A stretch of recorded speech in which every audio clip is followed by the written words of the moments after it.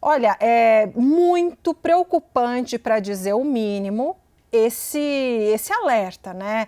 O que aconteceu? Bom, eu vou deixar para você nos dizer o que isso significa e quais os riscos que o mundo está correndo.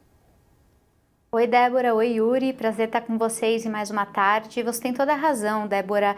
A gente vai acompanhando, né, aos poucos essa situação de tensão e conflito no Oriente Médio escalando e atingindo novos atores. O que chama atenção e que merece o nosso olhar atento é justamente o fato de que há uma rede nessa parte do mundo, que é uma região geopolítica, geoestratégica muito importante, que combina atores estatais, né, países, como a gente está acostumado a pensar, mas também grupos que a própria definição são por si só incertas.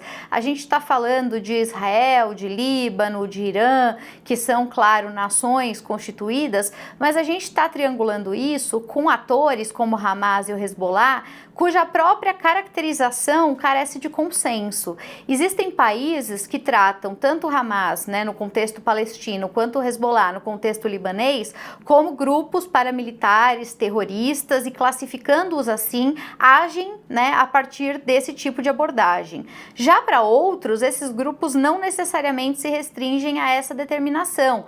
Alguns, inclusive aliados desses grupos, vão descrevê-los como atores políticos legítimos, né, como é o caso, por exemplo, do Hezbollah, que tem, né, cadeiras no parlamento libanês, o caso do Hamas, né, que vinha governando já desde as últimas eleições a faixa de Gaza. Então, a própria natureza política dessas instituições, indefinida, conflituosa, pouco clara, né, essa situação, ela já agrava justamente a forma como o desenvolvimento disso acontece.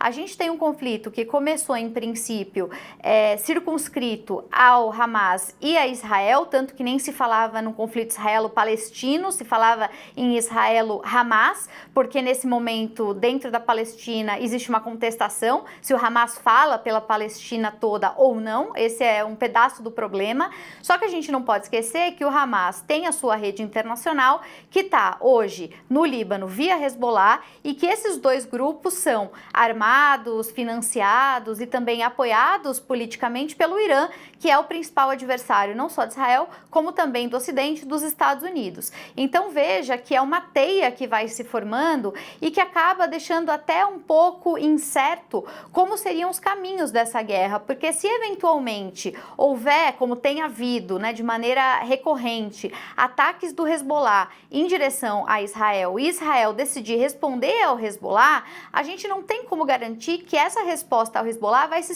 circunscrever apenas a esse grupo, porque no final do dia esse grupo está ocupando o território libanês. Então daí para escalar para um conflito que envolva o Líbano como um todo 2 minutos. Se envolver o Líbano como um todo, o conflito vai se tornar um conflito entre Israel e Líbano, o que vai virar uma grande confusão, e isso sem contar o envolvimento, né, ainda nesse momento, digamos, nas sombras, mas que pode se desacortinar, envolvendo também o Irã. Então é um momento muito delicado, é um momento muito perigoso. A gente está falando de atores que têm grande quantidade de armamento, que têm fontes de financiamento, algumas claras, outras um pouco mais difíceis de rastrear, escusas, e portanto de uma instabilidade crescente, cuja capacidade de avanço, ela é de fato imprevisível. Então, por isso, os americanos e europeus têm sido muito atentos no acompanhamento disso para tentar manter esse tipo de combate, né, digamos, circunscrito